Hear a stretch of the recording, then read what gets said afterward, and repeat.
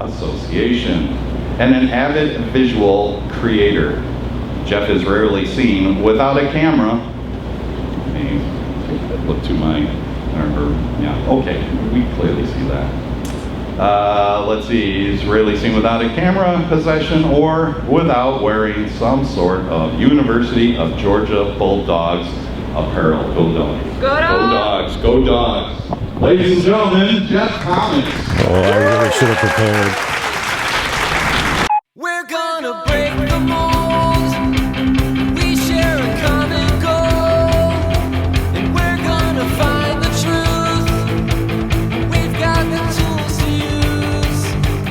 We're haunting evidence, and we're gonna document. Our passion is burning bright, hungry to prove we're right. We are Squatchers. We are Squatchers. We are Squatchers. We are Squatchers.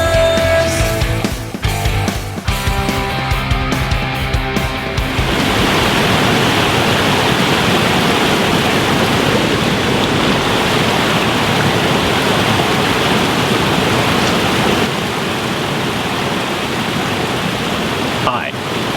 Ooh, hi. I'm Jeff Thomas. I've been coming to Mothman for a couple of years now. Maybe you've seen one of my videos.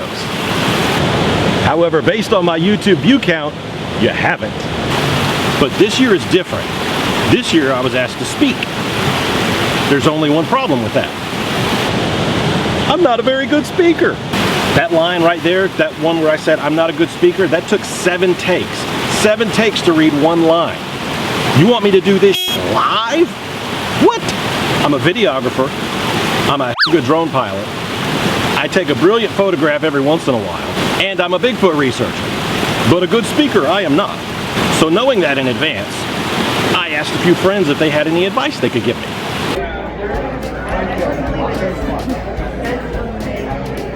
If I'm speaking at Mothman this year, do you have any tips or suggestions for what I should talk about?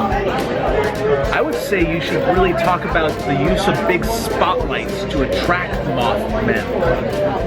Like, that's the most effective search technique. Some other people might hang up a big white sheet and shine a light on it. That works as well. But I think the big spotlight in the middle of the woods, maybe around bridges, could attract Mothmen. Jeff, you got a speaking engagement? Jeffrey Thomas? Hey Jeff, it's your buddy Lyle Blackburn. Man, I got some advice for you.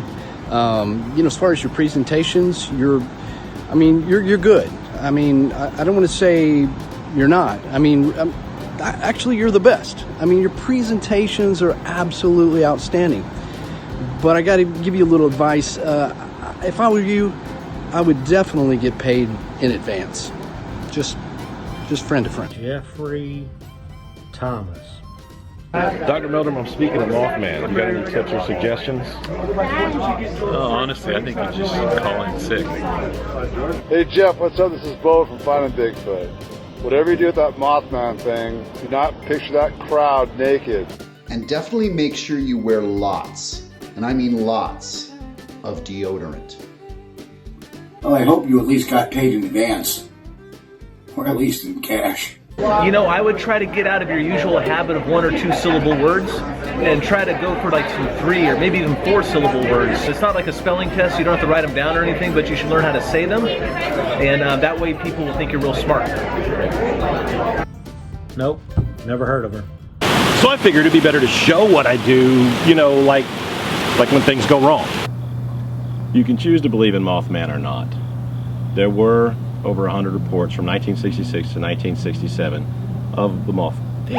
Whether or not you believe in the moth, no, that's not good. I can't remember how I started it last time. Whether or not you believe in the Mothman or not, whether or not you're not.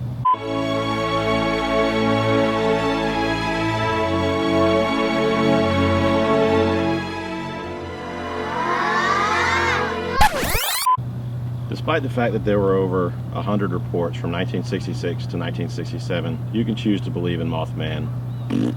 This right here, this is all the named representative Native Americans. whether or not you choose to believe in the Mothman, from 1966 to 1967, there were well over 100 reports.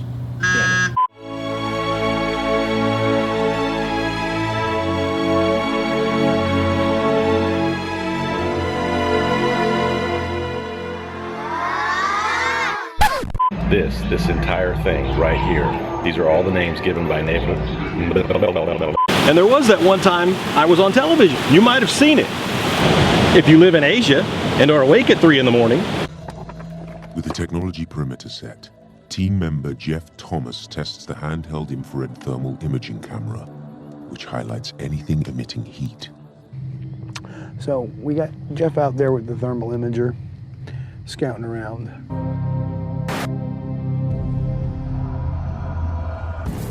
Oh! What? You got a heat signature, boys. It was elevated, like it was either up a tree or behind a tree. And then it went, as soon as I got to it and got focused on it, it went down and then almost like it hid itself. What is it? I'm not sure. Fun fact, it was a raccoon. We actually knew that, but through the magic of television, they made us look like ass.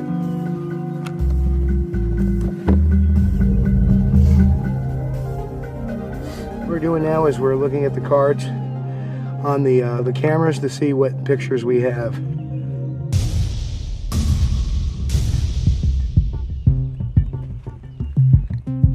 Well, what we have is this camera was activated by something hard to say. It looks like that might have been me putting it in. Yep.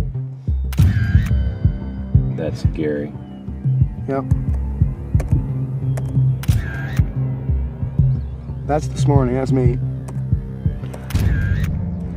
Okay, that's when I picked the camera up. They come up empty-handed. Okay, so that's the pictures. The date's not right on that thing either. We got zip for today. So back to the drawing board.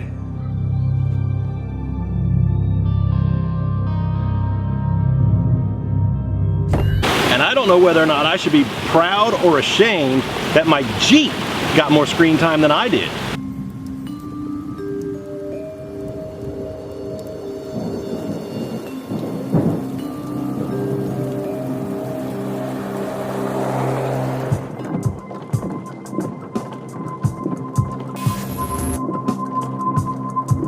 We're headed up to my primary research area in an undisclosed part of the Adirondacks. Steve Coles is a former New York private investigator who is now turning his sights on Sasquatch. This area has had 30 years worth of sighting reports. My lifetime mission is to get some kind of DNA evidence, along with some photographic evidence, audio evidence, to put together a big picture to prove it to science that yes, the Sasquatch does exist.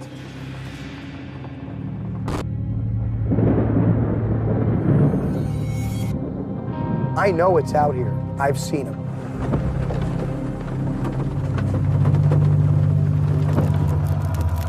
But mostly I wanted to showcase the times I get it right.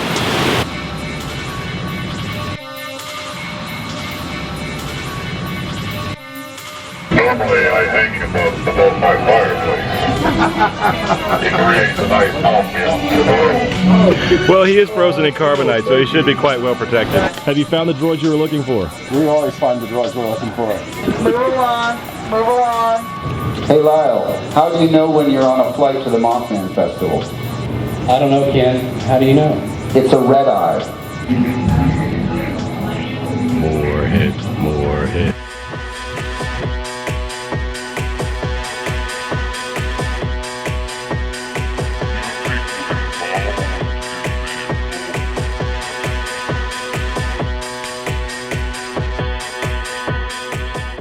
There is one lesson I've ultimately learned from Mothman in the 2 years that I've been here. It's yoga pants. They're not for everyone. Ryan, I'm gonna need you to check me for ticks later. With pleasure. A sighting that's even more rare than Sasquatch. It's a Bruce sighting, rarely seen in the wild. What's the Mothman's favorite song? I give up. Freebird. Where are you, corn dogs? What do you call a Mothman with spots? I have no idea. Lepidoptera. Oh, foot-long corn dogs. Foot-long corn dogs. This is down in the Everglades, down in Oshkosh.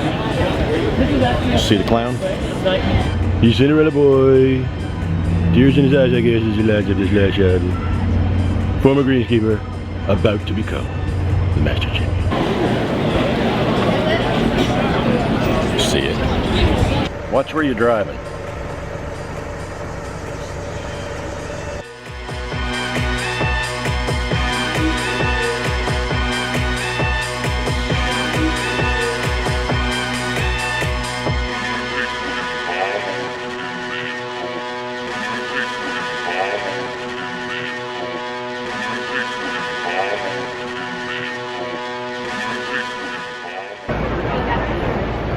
Taco in a bag.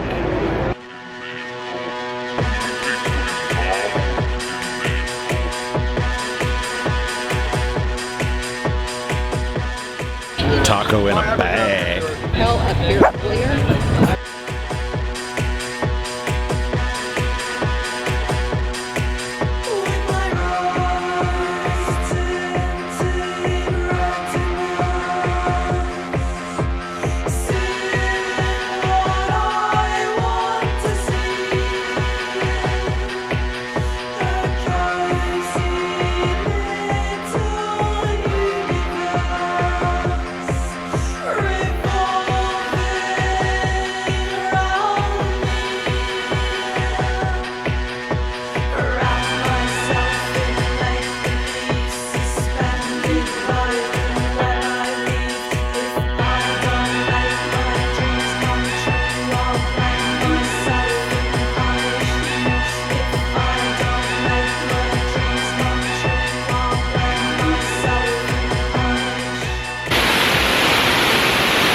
This don't suck. This is it. Yeah, Roger and Bob came right here. They saw her to the left. Everything went crazy for a few. She walked off that direction. They chased her. Where Roger filmed her is actually about 15 feet in the air, kind of over above that log laying down. And we can go over there and actually see the log jam in the film too. It's still there. It's deteriorated, but it's still there. So they took a replica, a cast replica of the Patterson-Gimlin film site, Patty, and made an impression in the actual substrate where she walked 50 years ago.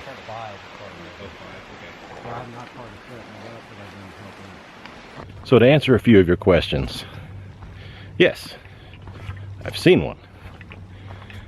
No, I'm not crazy. And let me tell you, if it wasn't for Bigfoot, if it wasn't for Sasquatch research, if it wasn't for what I know, I wouldn't get to see stuff like this.